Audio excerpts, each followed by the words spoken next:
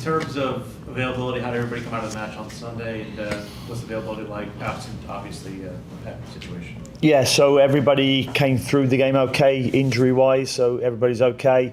And we have the news this morning that the appeal failed, so Pep Biel will be missing for the game. I have no idea how it failed, but for some strange reason it did. What was the explanation you got back from the league? I don't need an explanation. I've asked them not to send the rationale behind it, because I've seen the incidents, I've seen the referee's report, and the video evidence contradicts the referee's report. We put that in our appeal. I think they spoke about a kick in action.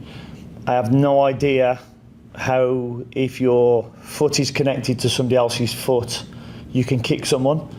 I think it's physically impossible if your foot is connected. But they come up with that decision, and I felt that it was going that way. I felt that we were being pushed, that that maybe we shouldn't appeal it. And I think if we had Harry Potter as a member of the Charlotte FC team, putting that appeal forward, I think we'd have had problems getting him off.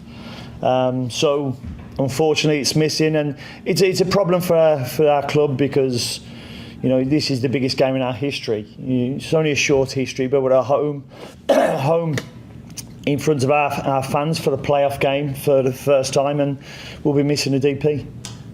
Does that mean he's, because I know with the appeal process sometimes that multiplies the suspension, does that mean he's out for the rest of the No, I think it's just one game. Just one game? Yeah. Okay. In terms of what do you do to replace him, is Carroll an option? What are the options in terms of playing? We've got a number of options. Kerwin didn't start the last game, but he's been playing really well. So we've got Kerwin, we've got Yuri Tavares, who's been playing well. Jamie Patterson's been training really well. So, we've got players. I've got the opportunity of whether I want to put, Carroll and Patrick together as well. So there's a number of options. What are the advantages and disadvantages of putting Carroll at the wing and Adam top? I don't think it's worked before. I've put them together a couple of times before and wasn't quite sure that worked. And I think it goes away from what our strengths are as well. Did they show you anything on Sunday, they being Orlando, that you weren't expecting?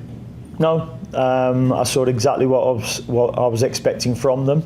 The disappointing part from me was that we didn't turn up for 45 minutes, and the players were made aware of that.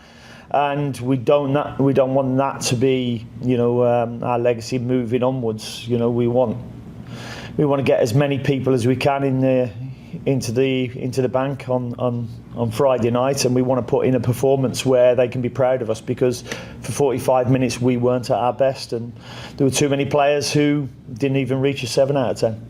I know you always said that every spot is up for contention, every match.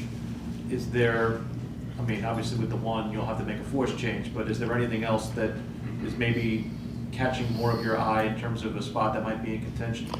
There's a couple of spots that will certainly be in contention, and the players have to show me that they'll do enough to get into the team. As I said, we were too loose on the ball in the first half. I thought the second half was a much better display.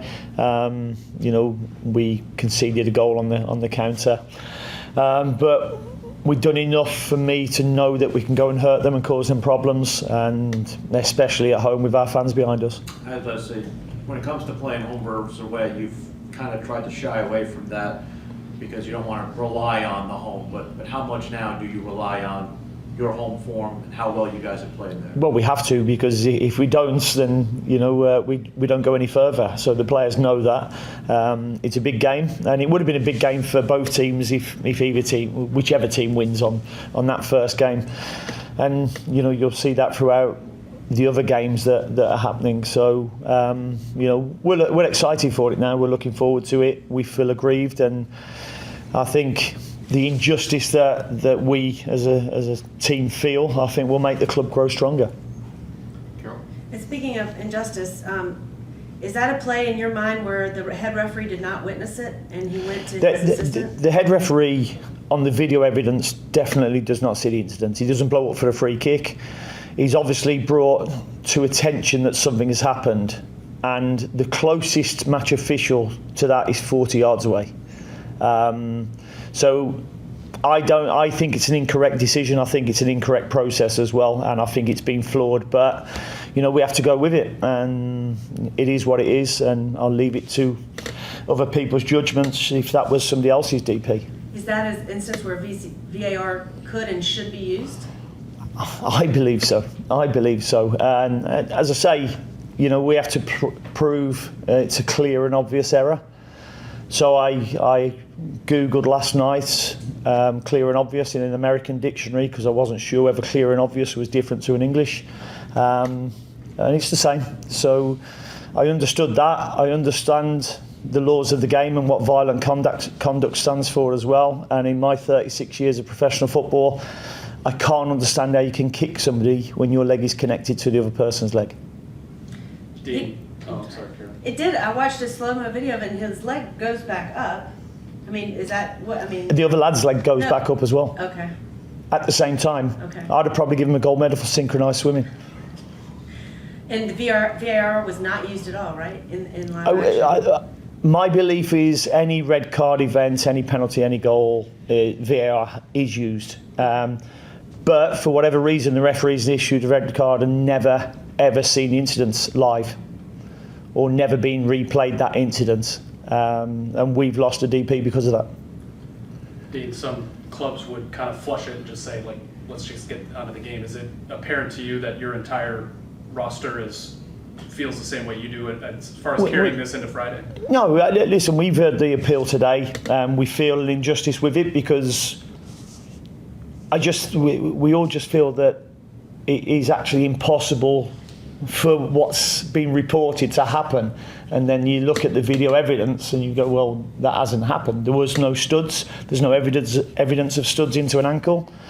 And there's no kick. There's no kick in action. Does he lift his leg and straighten his leg? Yes. But there's no kick in action because he's connected to his foot. So, but as I say, it's gone. We can't change it. We haven't got him. And I believe it'll make us as a club stronger.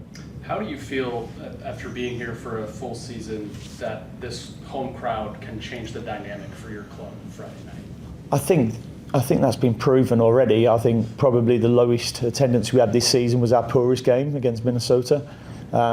The more fans we get in the bank, the better our performances levels have been. And, I think it'll be rocking on Friday and we're looking forward to that.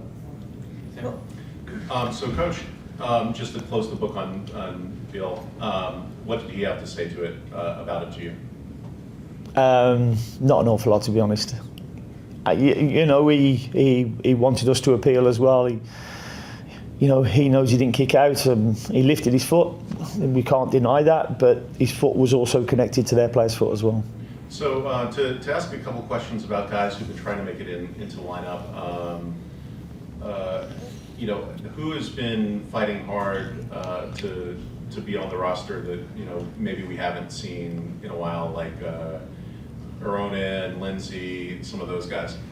Yeah, I think I said before. I mean, it's been really difficult for the likes of Yere and Jalen because the performance of our defensive line has been excellent this season, along with Cali in goal as well.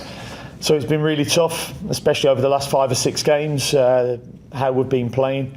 But there's potential. Tavares has done well when he started games. I look back at Cincinnati, Austin scored in both games starting. Jamie Patterson's really starting to show what he's about in training now. So, he's pushing as well.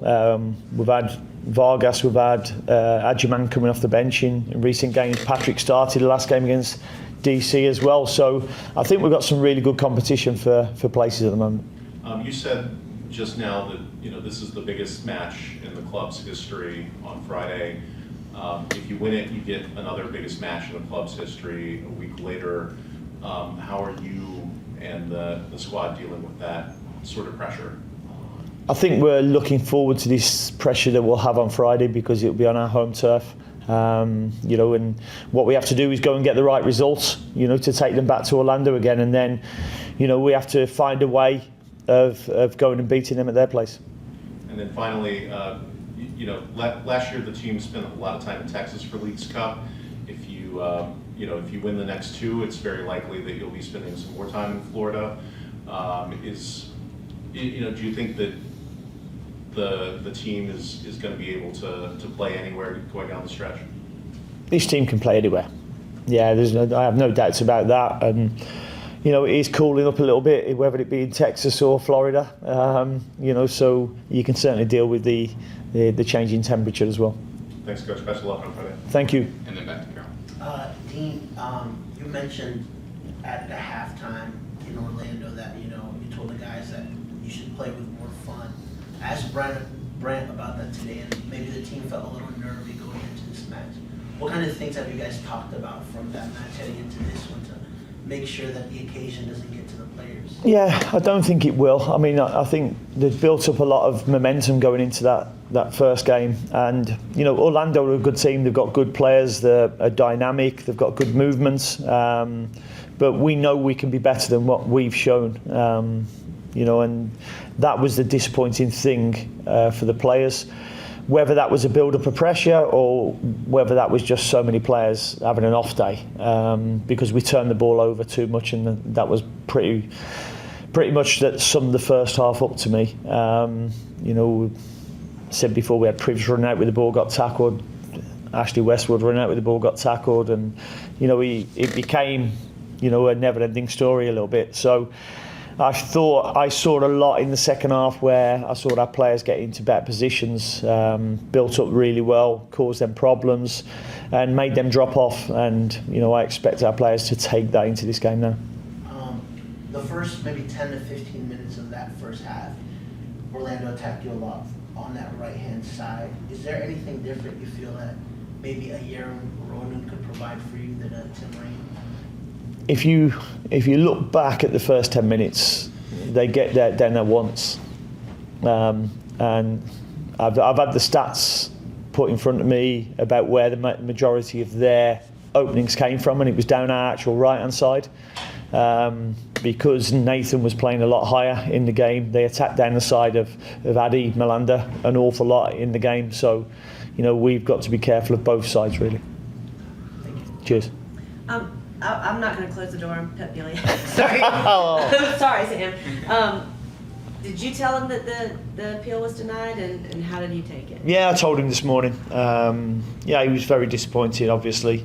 I think the good thing for him was that, you know, we've told him it's just a one game, so, you know, he can be available if we get the right results on Friday. Can he train? Did he train? Yeah, he can train. Yeah, he can train with us. Yeah, no problem. Also about Carol and Patrick, I'm wondering, during the course of a game, do you kind of play it by feel on when you might pull, you know?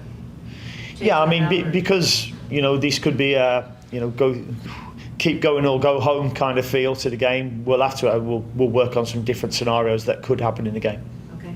Pa, we've heard is on his way to Phoenix. Can you speak to, you know, his contributions? Not really, because at the moment we're just looking to get the season out of the way, and then, you know, we'll comment on anything that happens at the club after that. Okay. Yeah, thank you.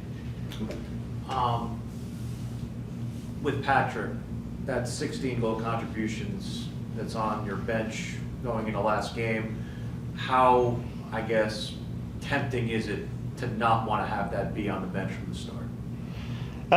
It's probably as tempting as it was before, you know, when I was trying to make a decision between Carol and Patrick before the game in Orlando, because Patrick had a good game at DC, you know, but then Carol came off the bench and was excellent as well. So, you know, it's nice to have that problem, you know, and both of them can score goals, that's for sure. They probably both bring something different to the game, though, in terms of the way they play. In terms of how you handled the first time we get to see you in a win-or-go-home type matchup, does that change the way that you maybe have a shorter leash on guys, particularly knowing what's at stake? No, not necessarily. I mean, you know, we still approach the game the same way to go and try and win, but there will be, you know, some scenarios where we have to throw caution to the wind. That will be the nature of the game. I've been in this position many times before, so, you know, it won't be anything new. Antonio?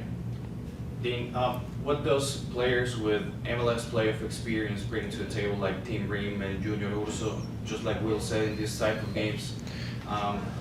the maturity, the sense of urgency, but being calm at the same time. What do they bring to this team, knowing that they have experience in the MLS playoffs? Yeah, as you say, the experience of being through it and knowing what it's about. You know, we've been pretty consistent with our emotions throughout the season, so that's not going to change. We've got, you know, quite a rounded group, quite a humble group in there who just want to keep getting better and doing well. So, you know, there'll be key players in that dressing room that will keep the younger players or less experiencing players, you know, with their feet firmly on the ground. Anyone else? Sam? So since Willie P up in the door, the converse of Will's question, you know, it looked like Swiderski really struggled with turnovers in the last match. Does that also impact your thinking? The fact that we never got enough ball into Carroll was disappointing from our point of view. You know, but Carroll won't be the only one who will have felt his performance was less than a 7 out of 10.